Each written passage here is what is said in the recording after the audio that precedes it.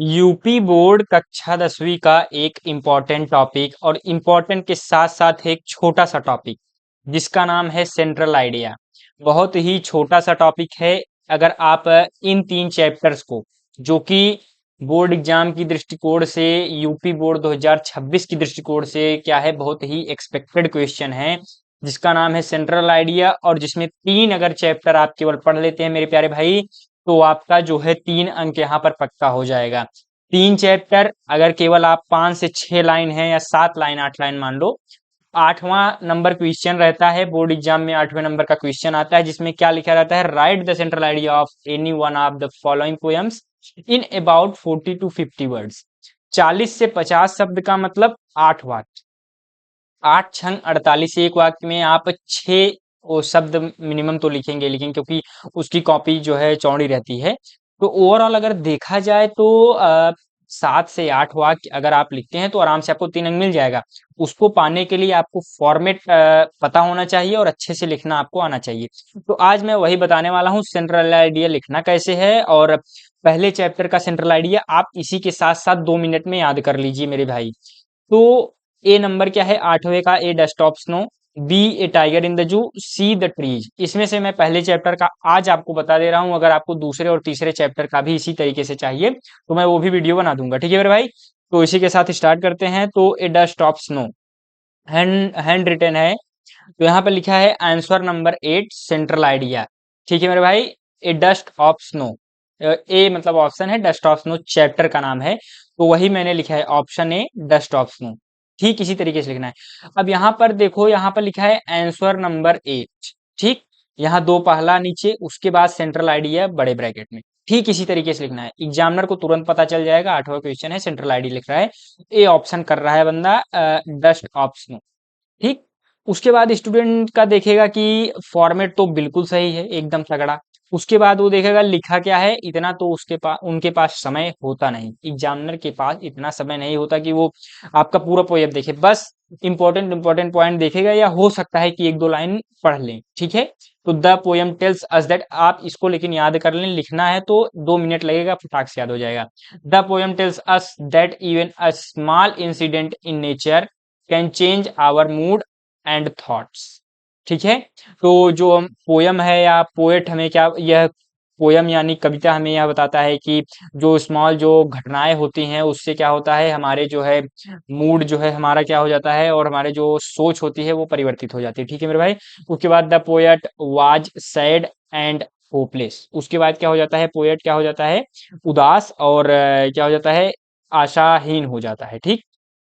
उसके बाद but when a crow shook down some dust of snow on him, यानी जब क्रो मतलब एक कौवा होता है, एक पक्षी, वो मतलब डस्ट ऑफ स्नो, तो जो स्नो यानी आप जानते होंगे कि बर्फ का जो एक टुकड़ा होता है उसको कहते हैं डस्ट ऑफ स्नो, या बर्फ का धूल का कण, मतलब ओवरऑल बर्फ का टुकड़ा उनके ऊपर जैसे ही गिरता है, हिज मूड बिकम बेटर, उनका जो है मूड जो होता है वो क्या हो जाता है, बेटर हो जाता है, बढ़िया हो जाता है। He realise that life is full of beauty, वो क्या करते हैं, रियलाइज करते हैं कि जो है लाइफ क्या है, फुल ऑफ ब्यूटी, यानी सुंदरता से भरी हुई है। And even small thing can bring happiness, यानी एक छोटी सी चीज क्या उनके मतलब जीवन में, यानी उनके जो है अभी उनका वो उनका मूड क्या था, उदास था, तुरंत उनका जो है मूड कैसा हो जाता है, आपका जो है हैप्पीनेस यानी प्रसन्नचित्त हो जाता है, ठीक है मेरे भाई। The poem teaches us that the nature has the power to remove sadness,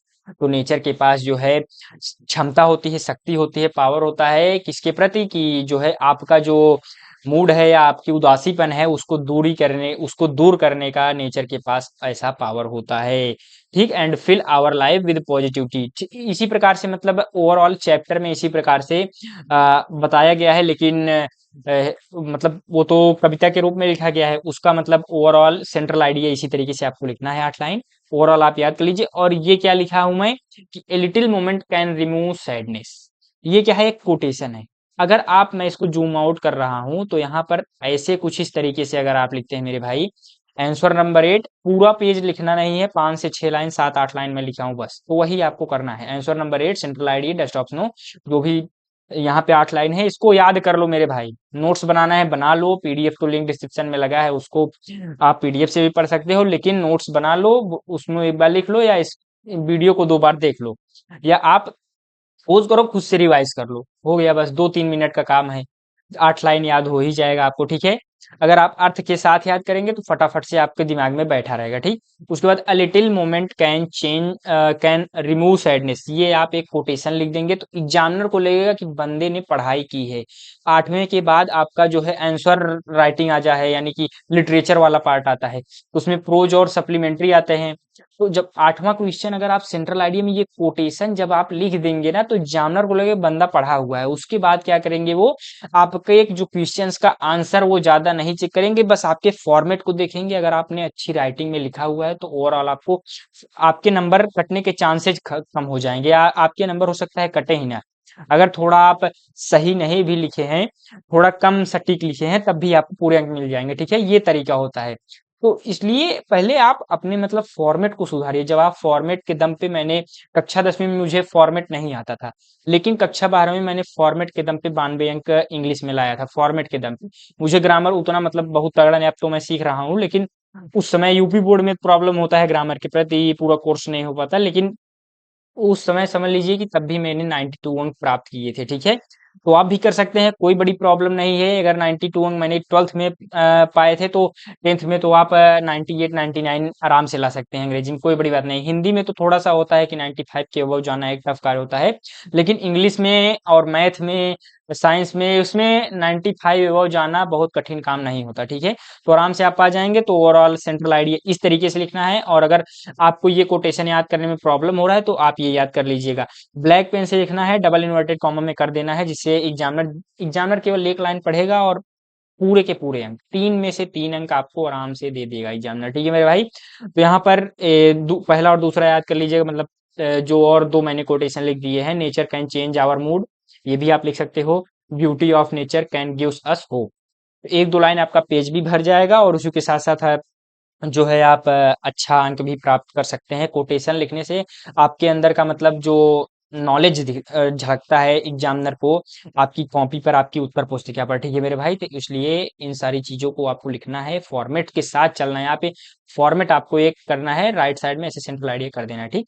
तो ओवरऑल यही था, ये मोस्ट एक्सपेक्टेड है ये तीनों बोर्ड एग्जाम के दृष्टिकोण से, तो आप इन तीनों को याद कर लीजिएगा। यही 3 अगर आप पढ़ लेते हैं तो 3 अंक आपका हो जाएगा। तो यानी लगभग 30 लाइन अगर आप पढ़ लेते हैं तो ओवरऑल आपको मिल जाएंगे 3 अंक, ठीक है मेरे भाई। एक दिन लगेगा, 2 या 3 घंटे का कार्य है, कंप्लीट हो जाएगा। एक दो बार रिवीजन कर लेना, ठीक है। तो इसी के साथ चलते हैं। अगर आपको इस पर अगले टॉपिक्स पर वीडियो चाहिए तो जरूर कमेंट कीजिएगा। इसी के साथ चलते हैं, धन्यवाद।